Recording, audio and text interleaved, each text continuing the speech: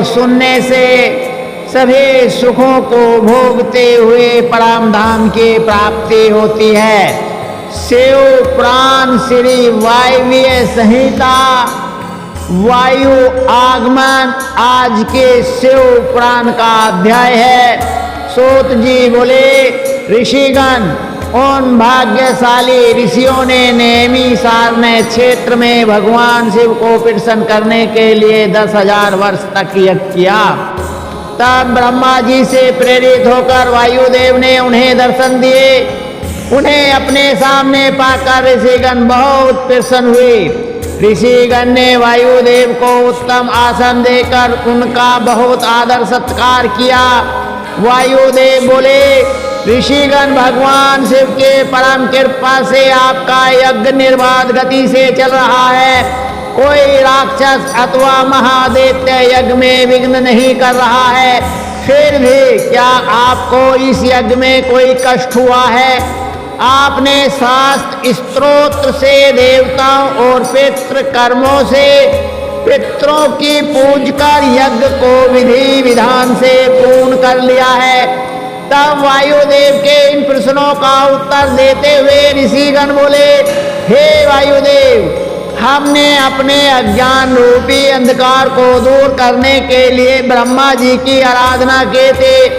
तब उन्होंने प्रसन्न होकर हमें इस महायज्ञ को करने के लिए कहा था। उन्होंने ही हमें ब्रह्मा, विष्णु, रुद्र एवं देवों के स्वामी परब्रह्म परमेश्वर कल्याणकारी भगवान शिव को प्रसन्न करने के लिए शिव मंत्र जपने की आज्ञा दी थी। आपके शुभ आगमन के विषय में भी ब्रह्मा जी ने बताया था। आपने यहाँ पधार कर हमारे महायज्ञ को पूर्ण कर दिया है। आपके दर्शन पाकर हम सबका जीवन सफल हुआ और हम सब कृतार्थ हुए। ऋषि बोले, हे वायुदेव, आप हम सबको यह बताएं कि आपको यह ईश्वरीय ज्ञान कैसे प्राप्त हुआ है, जिनका जन्म अभी तक अप्रकट है। ऐसे ब्रह्मा जी से आपने शिव भाव को कैसे प्राप्त किया? फिर वो हमारी इस जिज्ञासा को शांत करें और हमें ज्ञान प्रदान करें।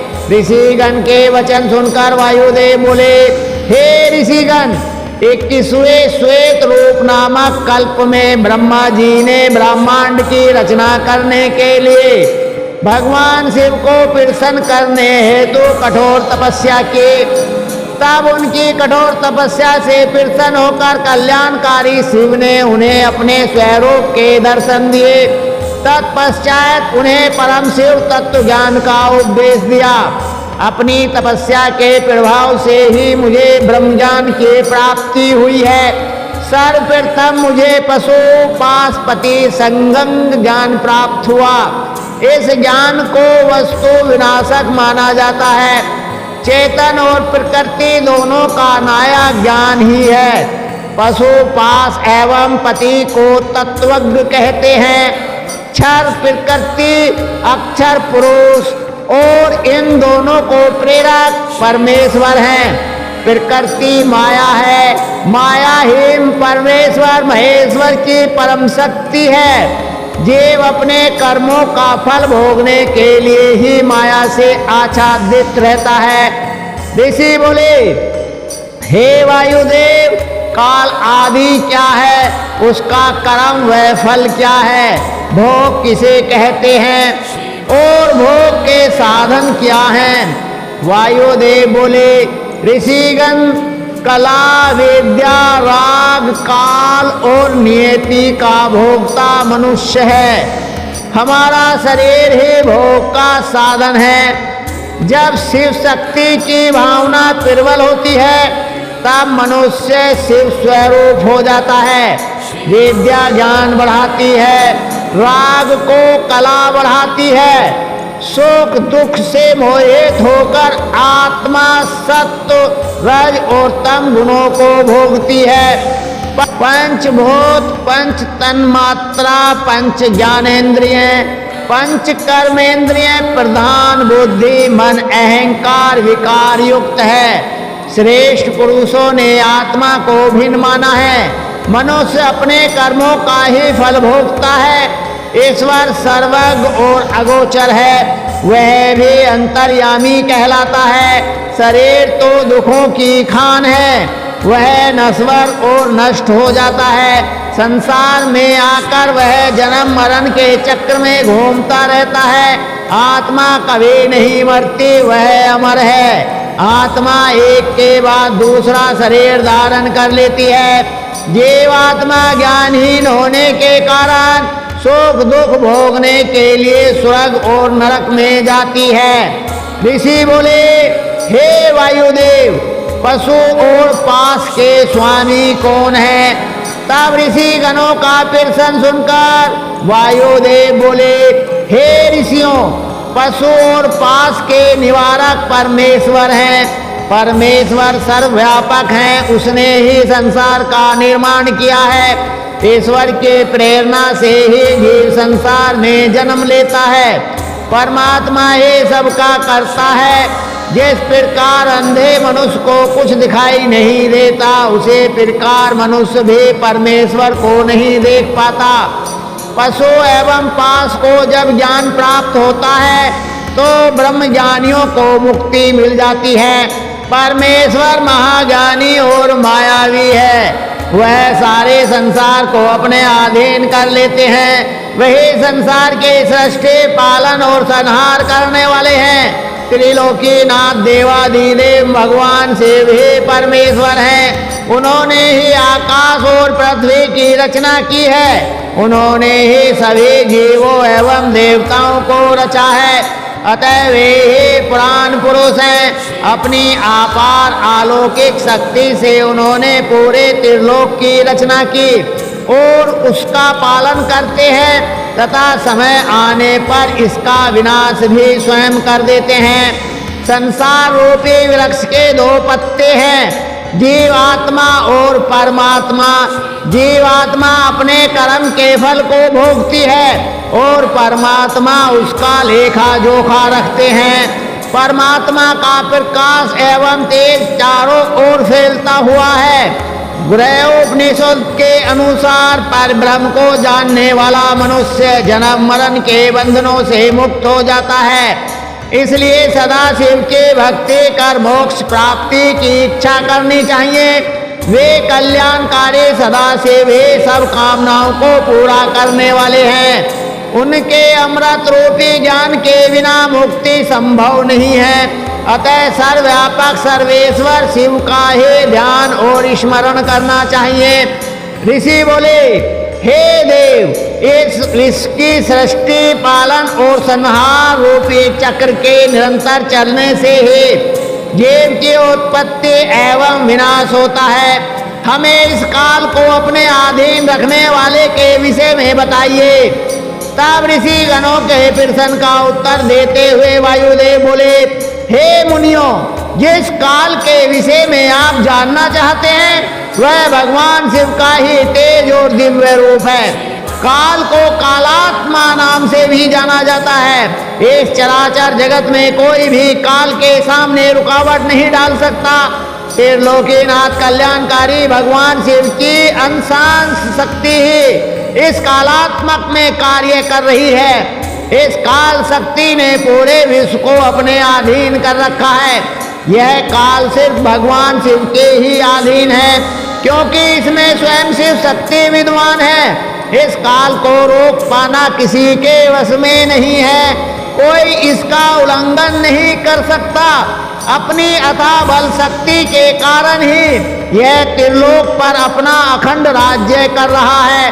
भगवान शिव की शक्ति से ही यह सब जीवों को उनके सुख दुख का फल देता है। काल के अनुसार ही वायु धूप ठंड और मेघ द्वारा जल प्रदान करता है। समय पर सूर्य देव अपनी तेज किरणों से जगत को तृप्त करते हैं, खेतों में अन्न पैदा करते हैं तथा फल फूल प्रदान करते हैं। जब मनुष्य गण इस काल तत्व को भली भांति समझ लेते हैं तब उन्हें परमेश्वर शिव के दर्शन प्राप्त होते हैं। काल के स्वरूप को जान लेने पर ही शिव कृपा से काल का अतिक्रमण किया जा सकता है। इसे ही तो अमरता कहते हैं, यही मुक्ति है। ऋषिगण बोले, हे वायुदेव, अब आप हम पर कृपा करके आयु का परिमाण और संख्या के बारे में बताइए। वायुदेव बोले, हे ऋषिगण, प्रलय काल आने तक की अवधि ही पूर्ण काल की अवधि है। 15 निवेश की काष्ठा होती है, 30 काष्ठाओं का एक मुहूर्त अर्थात दिन रात, 15 दिन रातों का एक पक्ष होता है। इस प्रकार महीने में 2 पक्ष, शुक्ल पक्ष और कृष्ण पक्ष होते हैं। पितरों के दिन और रात क्रमशः शुक्ल पक्ष और कृष्ण पक्ष होते हैं। 6 महीने का एक अयन होता है। 2 अयन पूरे होने पर 1 वर्ष पूरा हो जाता है। मनुष्यों का 1 वर्ष देवताओं के 1 दिन और रात के बराबर होता है। मनुष्यों की 1 अयन के दक्षिण होने पर दक्षिणायन अर्थात देवताओं की रात, उत्तर होने पर उत्तरायण अर्थात देवताओं का दिन होता है। इस प्रकार मनुष्यों के 308 वर्ष पूरे होने पर देवताओं का 1 वर्ष पूरा होता है। देवताओं के वर्षों से युगों की गणना होती है। सतयुग, त्रेता युग, द्वापर युग और कलयुग नामक 4 युग कहे गए हैं। इसमें सतयुग देवताओं के 4 सहस्त्र वर्षों का होता है, जिसमें 400 वर्ष संध्या और 400 वर्ष संध्यांश के होते हैं। त्रेता युग में 30,000 वर्ष, द्वापर में 2000 वर्ष और कलयुग में 1000 वर्ष होते हैं। चारों युगों में 1000 वर्ष बीतने पर एक कल्प पूरा होता है। 71 चतुर्युगी का एक मनवतर होता है। ब्रह्मा जी का एक दिन एक कल्प के बराबर होता है। 8000 वर्षों का एक वर्ष और 8000 वर्षों का एक युग होता है। हजारों वर्षों का एक समन बनता है। ब्रह्मा जी की आयु 30,000 समन का समय बीतने पर पूरी हो जाएगी। इस प्रकार ब्रह्मा जी की पूरी आयु श्री हरि विष्णु के एक दिन पूरी होने पर ही काल की गणना पूरी होती है। त्रिलोकीनाथ भगवान शिव की कृपा से ही 5,40,000 वर्षों की उनकी आयु में सृष्टि का आरंभ से अंत हो जाता है। परंतु भगवान शिव अविनाशी हैं, काल उनको अपने वश में नहीं कर सकता। ईश्वर का एक दिन सृष्टि की उत्पत्ति तथा रात उसका संहार होती है। वायुदेव बोले, ऋषिगण, सबसे पहले पार ब्रह्म से शक्ति उत्पन्न हुई। यह शक्ति माया कहलाई और उसमें ये प्रकृति पैदा हुई। भगवान शिव की प्रेरणा से यह सृष्टि उत्पन्न हुई। इस सृष्टि की उत्पत्ति अनुलोम और वृत्तिलोम से इसका नाश होता है। यह जगत 5 कलाओं से पूर्ण एवं अप्रकट कारण रूप है। इसके मध्य में आत्मा अनुष्ठित है। त्रिलोकीनाथ देवाधिदेव महादेव शिव हे सर्वज्ञ, सर्वशक्तिमान, सर्वेश्वर और अनंत हैं। वे सदा शिव हे सृष्टि की रचना, पालन और संहार करते हैं। सृष्टि के आरंभ से समाप्त होने तक ब्रह्मा जी के 100 वर्ष पूरे होते हैं। ब्रह्मा जी की आयु के 2 भाग, प्रथम परेद और द्वितीय परेद है। इनके समाप्ति पर ब्रह्मा जी की आयु पूरी हो जाती है। उस समय अव्यक्त आत्मा अपने मध्य कार्य को ग्रहण कर लेती है। अव्यक्त में समावेश होने पर उत्पन्न विकार का संहार करने के लिए प्रधान तथा पुरुष धर्म सहित रहते हैं। सत्गुण एवं तमोगुण से ओतप्रोत दोनों प्रकृति पुरुष व्याप्त हैं। जब ये दोनों गुणों में समान हो जाते हैं तो अंधकार के कारण अलग नहीं हो पाते। तब शांत वायु द्वारा निश्चल होता है। अद्वितीय रूपधारी महेश्वर अपनी महेश्वर रूप रात्रि का सेवन करते हैं। प्रातः काल में महेश्वर अपनी योग शक्ति द्वारा प्रकृति पुरुष में प्रविष्ट हो जाते हैं, तब वे दोनों में क्षोभ उत्पन्न कर देते हैं। तब उनकी आज्ञा से चराचर जगत में सभी प्राणियों की उत्पत्ति होती है। सर्वप्रथम ईश्वर की प्रेरणा से पुरुष रूप में अधिष्ठित अव्यक्त बुद्धि व विकार उत्पन्न हुए। उसके पश्चात सर्वरूप रुद्र, विष्णु और ब्रह्मा नामक 3 देवताओं की उत्पत्ति हुई। इनका मुख्य कार्य सृष्टि का सृजन, पालन और संहार है। ये ईश्वर रत्व युक्त हैं। एक कल्प समाप्त होने पर जब दूसरा कल्प आरंभ हुआ, तब सर्वेश्वर शिव ने सबको सृष्टि के कार्य सौंपे। ये तीनों देवता एक दूसरे से पैदा होकर एक दूसरे को धारण करते हैं। ब्रह्मा, विष्णु और रुद्र एक दूसरे का अनुसरण एवं प्रशंसा करते हैं। प्रधान से प्रथम बुद्धि, ख्याति, बुद्धि एवं महत्व पैदा हुए। क्षोभ से 3 प्रकार के अहंकार उत्पन्न हुए। अहंकार से 5 महाभूत तन्मात्रा इंद्रियां पैदा हुई। सत्व गुण से सात्विक तत्व की उत्पत्ति हुई। तमोगुण अहंकार 5 महाभूत पंच तन्मात्रा से उत्पन्न 11वां मन गुण से 2 प्रकार का होता है। प्राणियों में 2 प्रकार के गुण होते हैं। समस्त प्राणियों में आदिभूत होता है, उसमें आकाश व आकाश से स्पर्श गुण की उत्पत्ति होती है। स्पर्श गुण से वायु और वायु से रूप गुण, रूप से तेज और तेज से रस गुण, रस से गंध गुण व गंध से पृथ्वी की उत्पत्ति होती है। फिर इन 5 महाभूतों से सारा संसार निर्मित होता है। महदादिक से एक विशेष अंड की उत्पत्ति होती है। तब ब्रह्मा उस अंड में वृद्धि पाकर ब्रह्म नाम से क्षेत्रज्ञ हो जाता है। ये सर्वप्रथम शरीरधारी पुरुष है। ये तीनों गुणों को अपने अधीन रखते हैं। इन्हीं 3 गुणों के कारण वे अपने शरीर के 3 विभाग कर देते हैं। सृष्टि कार्य में ब्रह्मा, पालन में विष्णु एवं संहार कार्य में रुद्र कार्य करते हैं। उस विराट नायक का गर्भ बंधन सुमेरु पर्वत से होता है। समुद्र का जल उसका गर्भाशय है एवं इस अंड में लोक निवास करते हैं। इन लोकों में सूर्य, चंद्र, नक्षत्र, वायु का निवास है। जल इस अंडे को ढक कर रखता है। जल से 10 गुना तेज, तेज से 10 गुना वायु, वायु से 10 गुना आकाश उस आदिभूत को ढक कर रखता है।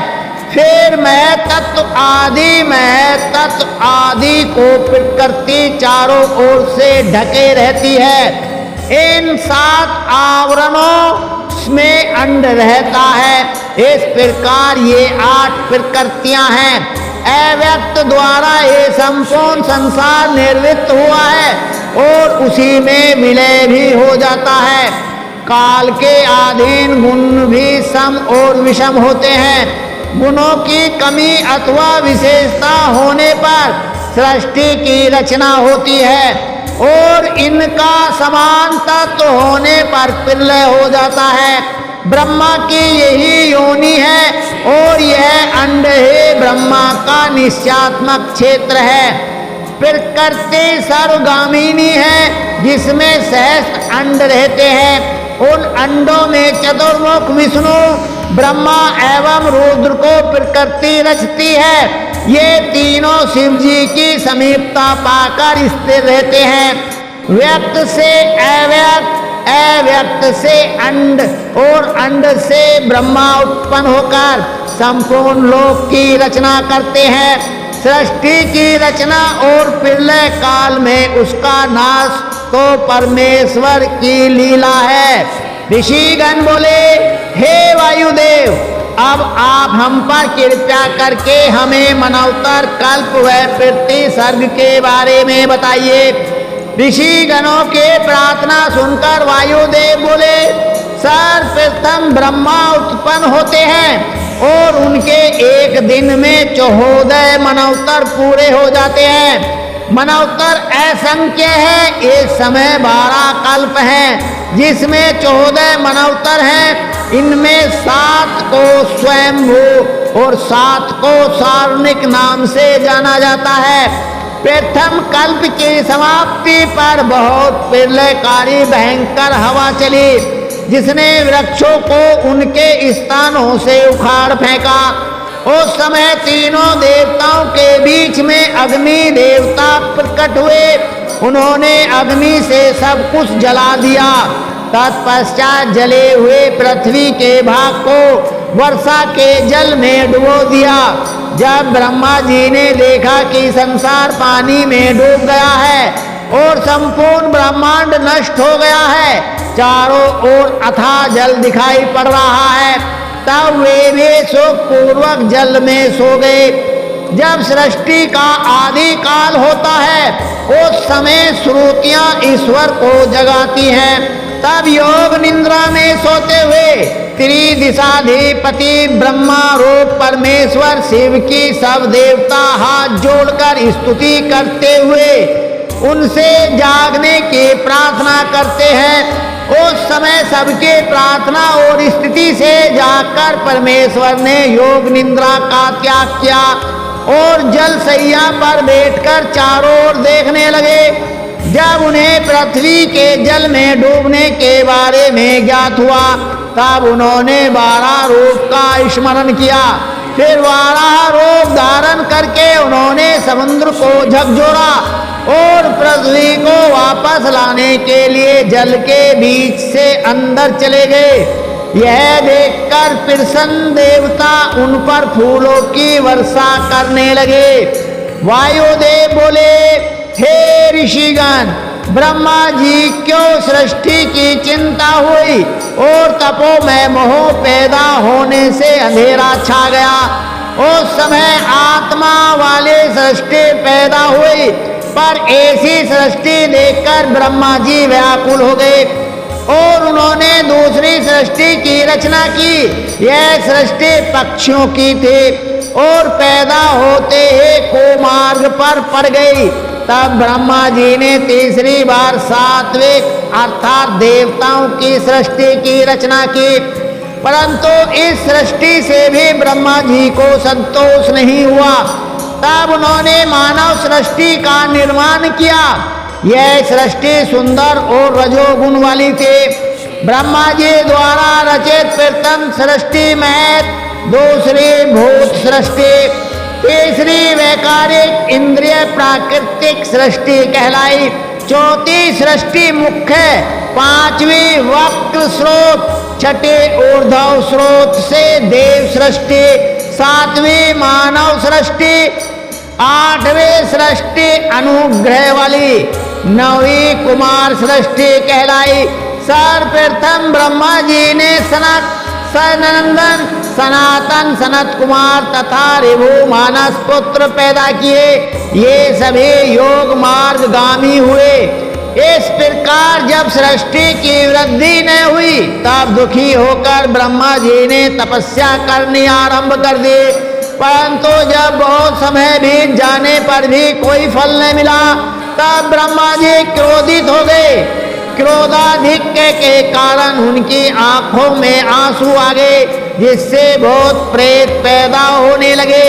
यह सब देखकर दुखी ब्रह्मा जी ने देह त्याग दे। तब ब्रह्मा जी को प्रसन्न करने हेतु भगवान रुद्र उनके मुख से पैदा हुए। भगवान रुद्र ने अपने शरीर से 11 स्वरूप पैदा कर दिए और उन्हें प्रजा रचाने की आज्ञा दी। यह सुनकर सभी रुद्र रोते हुए वहां से भागने लगे। तत्पश्चात महेश्वर ने ब्रह्मा जी को पुनर्जीवित कर दिया। ब्रह्मा जी ने रुद्र से प्रश्न पूछा कि आप कौन हैं? तब रुद्र बोले, मैं हे परम ब्रह्म परमेश्वर हूँ और तुम्हारे इस सृष्टि में तुम्हारे पुत्र के रूप में जन्मा हूं। अब आप अपनी इस सृष्टि की रचना को पूर्ण कीजिए। यह सुनकर ब्रह्मा जी बहुत प्रसन्न हुए। वे शिव नामाष्टक का जाप करते हुए रुद्र की स्तुति करने लगे और प्रार्थना करने लगे कि सृष्टि निर्माण के कार्य में आप मेरे सहायक बने। जब रुद्रदेव ने अपनी सहमति दे दी तब ब्रह्मा जी ने अपने मन में मरीचि आदि 12 पुत्र पैदा किए। इनमें देवताओं और क्रियात्मक महर्षियों के 12 वंश मिले। तत्पश्चात ब्रह्मा के मुख से देवता, गले से पेत्र, जांघों से दैत्य, गर्भ से मानव, उपस्थ इंद्रिय से राक्षस पैदा हुए। ये निशाचर राक्षस बलवान थे। फिर यज्ञ, भूत और गंधर्व की उत्पत्ति हुई। ब्रह्मा जी के दोनों आंखों से पक्षी, वक्ष से अन्य पक्षी, मुख से बकरी, पांव से घोड़े, हाथी, सलभ, मृग, ऊंट, खच्चर, नेवले आदि ने जन्म लिया। ब्रह्मा जी के पूर्व मुख से गायत्री, दक्षिण मुख से यजुर्वेद, पश्चिम मुख से सामवेद, उत्तर मुख से अर्थवेद की उत्पत्ति हुई। फिर देह द्वारा इनके अनेक भेद हो गए और ये अपने काम में लग गए। सब अपने कामों के अनुसार जन्म मृत्यु के चक्र में पड़कर फल भोगने लगे। तभी प्राणियों के कर्मों के अनुसार उन्हें सुख, दुख, धन, आय, व्यय, संपत्ति आदि की प्राप्ति होती है। युग एक समय के अनुसार ही प्राणियों के गुण, कर्म व स्वभाव होते हैं। ऋषि बोले, हे वायुदेव, सृष्टि का आरंभ होने पर पहले महेश्वर ब्रह्मा और विष्णु को उत्पन्न करते हैं। फिर अपनी लीला के अनुसार संसार की रचना करते हैं। फिर प्रलय आने पर सबका विनाश कर देते हैं। इस अनुसार तो महेश्वर ही सर्वशक्तिमान है। फिर वे ब्रह्मा जी के पुत्र किस प्रकार हो सकते हैं? कृपया कर हमारे संदेह को दूर कीजिए। ऋषियों के वचन सुनकर वायुदेव बोले, हे मुनियों, महेश्वर ने सृष्टि के निर्माण, पालन और संहार के लिए ब्रह्मा, विष्णु और रुद्र को उत्पन्न किया। यह सब तो उनकी लीलाएं हैं जो कि विभिन्न कल्पों में बदलती रहती हैं। किसी कल्प में ब्रह्मा, विष्णु और रुद्र को उत्पन्न करते हैं तो किसी में विष्णु, ब्रह्मा और रुद्र को प्रकट करते हैं। किसी कल्प में तीनों एक दूसरे को प्रकट करते हैं। मेघवान कल्प में श्री हरि विष्णु ने मेघ रूप में 10,000 वर्षों तक पृथ्वी को धारण किए रखा। तब प्रसन्न होकर महेश्वर ने विष्णु जी को अव्यय शक्ति प्रदान की। यह देखकर ब्रह्मा जी के मन में ईर्ष्या उत्पन्न हो गई। उन्होंने विष्णु जी को वहां से भेज दिया और स्वयं भगवान महेश्वर की शरण में पहुंच गए। महेश्वर को प्रणाम करके उनकी स्तुति करने लगे और बोले, फिर वो आपने ही अपने वाम अंग से विष्णु और दक्षिण अंग से मुझ ब्रह्मा को पैदा किया है। फिर हम दोनों शक्ति और सामर्थ्य में भिन्न क्यों हैं? क्या विष्णु मुझसे अधिक आपके भक्त हैं? भगवान कृपया कर इस अंतर को दूर करें। ब्रह्मा जी के प्रार्थना और स्तुति से प्रसन्न होकर महेश्वर ने उन्हें विष्णु जी के समान शक्ति प्रदान कर दी। प्रसन्न होकर ब्रह्मा जी विष्णु के पास पहुँचे। उस समय विष्णु जी क्षीर सागर में योग निद्रा में शयन कर रहे थे। ब्रह्मा जी ने उन्हें योग निद्रा से जगाने का बहुत प्रयत्न किया, परंतु वे न जागे। तब क्रोधित होकर ब्रह्मा जी विष्णु जी की सैया में चढ़कर उन्हें अपनी छाती से लगाने लगे। उसी समय विष्णु जी वहां से अंतर ध्यान हो गए। जब लक्ष्मी जी को विष्णु कहीं न दिखाई दिए तो वे भी अंतर ध्यान हो गई। तब ब्रह्मा जी के भृकुटियों के मध्य से विष्णु जी प्रकट हो गए और फिर उनमें द्वंद्व युद्ध होने लगा। यह सब भगवान शिव भी बिना प्रकट हुए देखने लगे। परंतु जब ब्रह्मा विष्णु का युद्ध किसी भी तरह समाप्त नहीं हुआ, तब वे उन दोनों के मध्य प्रकट हो गए। शिव जी की कृपा से उन दोनों के क्रोध का निवारण हो गया। वायुदेव बोले, हे ऋषिगण, जब ब्रह्मा जी ने विभिन्न कल्पों में यह देखा कि मेरे द्वारा रचित इस सृष्टि का विकास नहीं हो रहा है, अर्थात वह बढ़ नहीं रही है, तब वे बहुत दुखी हुए। तब उनका दुख मिटाने के लिए महेश्वर की इच्छा से काल स्वरूप रुद्र भगवान ब्रह्मा के पुत्र के रूप में जन्मे। ब्रह्मा जी के प्रार्थना पर उन्होंने ब्रह्मा जी द्वारा रचित इस सृष्टि का विस्तार करना चाहा। ऐसा सोचकर रुद्रदेव ने अपने जटाधारी स्वरूप जैसे अनेक रुद्र प्रकट कर दिए। वे संख्या में अधिक होने के कारण पूरे विश्व पर छा गए। वे सभी रूप में बहुत भयानक थे। इन भयानक स्वरूप वाले रुद्रों का रूप देखकर ब्रह्मा जी बहुत चिंतित हो गए और हाथ जोड़कर महेश्वर से बोले, हे देवादिदेव, ये आप क्या कर रहे हैं? हमें भयानक सृष्टि की रचना नहीं करनी है। हमें तो साधारण प्रजा की रचना करनी है, जो पैदा होती रहे और मरती रहे। ब्रह्मा जी के इन वचनों को सुनकर त्रिलोकीनाथ भगवान से हंसने लगे और बोले, ब्रह्मा जी, मैं तो ऐसी ही सृष्टि की रचना कर सकता हूँ। यदि तुम्हें यह नापसंद है तो तुम स्वयं अपनी इच्छा के अनुसार प्रजा की रचना करो। यह कहकर कल्याणकारी भगवान शिव सृष्टि की रचना के कार्य से मुक्त होकर वहां से चले गए। वायुदेव बोले, हे ऋषिगण, शिव जी के वहां से चले जाने के पश्चात ब्रह्मा जी ने स्वयं सृष्टि की रचना की, परंतु सृष्टि में प्रजा की वृद्धि नहीं हो रही थी। सृष्टि में वृद्धि न होती हुई देखकर ब्रह्मा जी भी बहुत दुखी हुए। तब वे अपने आराध्य भगवान शिव और देवी शिवा की तपस्या करने लगे। ब्रह्मा जी की कठोर तपस्या से प्रसन्न होकर शिव जी ने उन्हें दर्शन दिए। ब्रह्मा जी ने उन्हें सृष्टि में प्रजा की वृद्धि न होने के विषय में बताया। भगवान शिव और देवी पार्वती ने मिलकर उनकी समस्या का निवारण किया। शिव जी ने उन्हें अपने अर्धनारीश्वर स्वरूप के दर्शन कराए। भगवान शिव के अर्धनारीश्वर स्वरूप के दर्शन कर ब्रह्मा जी के प्रसन्नता का कोई ठिकाना न रहा। वे हाथ जोड़कर भगवान शिव के स्तुति करने लगे।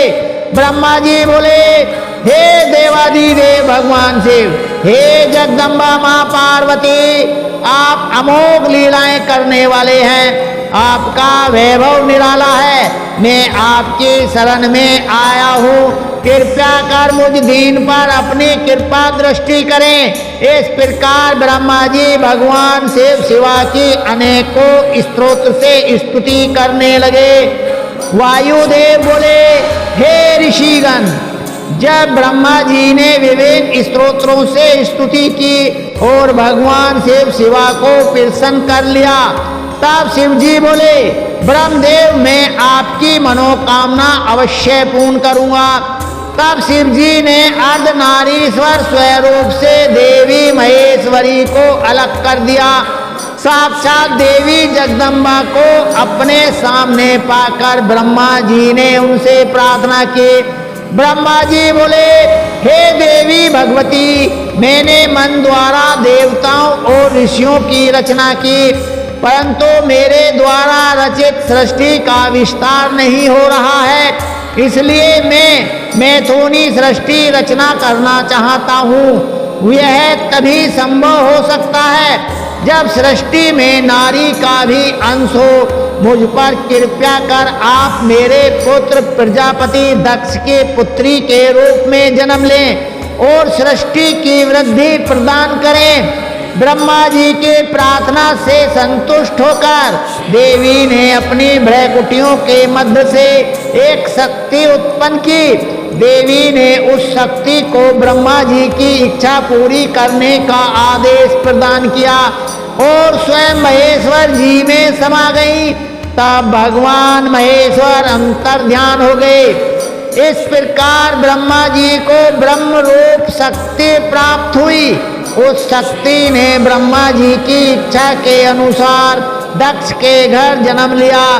तभी से मैथुनी सृष्टि का आरंभ हुआ। अब समय तो पूरा हो गया है, आगे के सेवे पुरानी बहुत ज्ञानी वरदक पुण्यदायक है। जिसे कल आप और हम पढ़ेंगे सुनेंगे, जीवन को सफल करेंगे। शंकर भगवान की जय। ओम नमः शिवाय।